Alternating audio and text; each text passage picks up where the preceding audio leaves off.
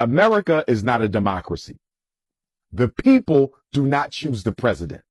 Presidents are publicly confirmed by the Electoral College. It is the Electoral College that votes for the president, not the people. Now, based on your popular vote, whoever wins the popular vote in a state generally will carry all of the Electoral College votes for that state. But the electors of that state are not required to vote for the person that won the popular vote. So, for example, you beat me in Pennsylvania for the popular vote for president of the United States. You clearly won the popular vote. The electors for the state of Pennsylvania, 99.9% of the time, will vote for you to be president because you carried the popular vote. But they are not required to do so by constitutional law. And the reason they are not required to do so by constitutional law is the United States government is not a democracy. It is a republic. It is not the rule of the majority. It is the rule of law. That's why the word democracy is not in the Constitution. This is not a democracy. It is not the rule of the majority. It is a republic, the rule of the law. And who controls the republic? The aristocracy, the elite financial powers of this country. That's who really chooses the president. Now, if that is the case, why so much attention is put on the popular vote? Because since this is not a democracy, it is important to keep the illusion of inclusion alive and well. When people don't think they have a say in government, they overthrow it.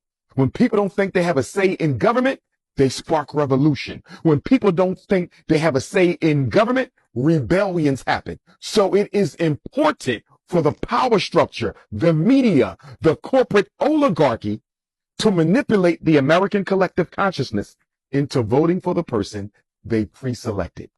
It is important that the people come to the same conclusion through manipulation and indoctrination as the power structure. When the power structure chooses one president and the people choose someone else, then the illusion of a democracy begins to yield its dirty head. And that can spell trouble for maintaining the status quo and the social order. For example, in our lives, we've seen twice where a presidential candidate who won the popular vote lost the White House. Al Gore won the popular vote. George Bush won the White House. Hillary Clinton won the popular vote. Donald Trump won the White House.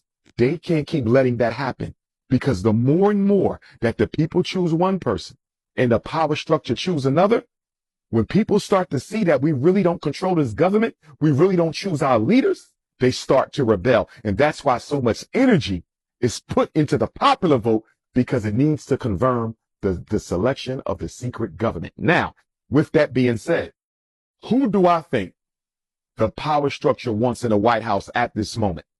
Because they normally select presidents a couple years in advance, by the way. At least 4 years, they already know who's going to take the place. They leave nothing up to chance. I'm not sure who they want. And the reason I'm conflicted is because they made Joe Biden stand down. A part of me says that they wanted Biden, but he's not popular enough to carry the popular vote. Again, maintaining that illusion of democracy. So part of me says they wanted Joe Biden, but he's no longer popular enough to hold the popular vote. So to keep the illusion of democracy alive, we got to tell Barack Obama to tell him to stand down. Let's put somebody else in that spot and see if they can carry it. That's a part of me. The other part of me could see a Donald Trump. And the reason another part of me could see a Donald Trump is Donald Trump and Republican presidents in general are pretty good for war. They're very good for sparking up war. But although they're good for war, they are poor at building relationships with second and third world nations. Why am I bringing that up? China is on the rise. China is on the global takeover.